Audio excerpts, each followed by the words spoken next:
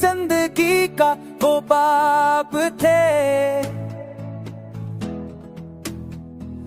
जो मुकम्मल होकर भी अधूरा हैगा।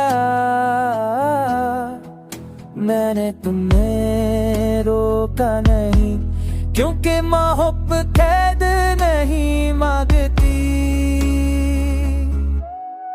ये तो बस साथ चाहती है जो हमें नसीब ना हो सका। मैंने दुनिया के सामने खुद को मजबूत दिखा।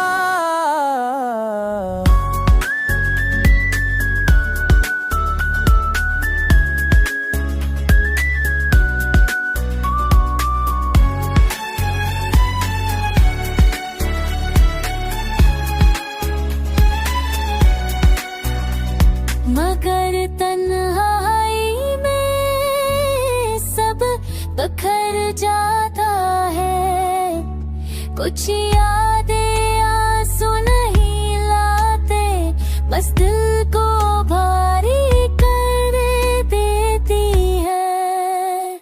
मैंने शिकायत नहीं की क्योंकि तुम्हारी खुशी मेरी मोहब्बत की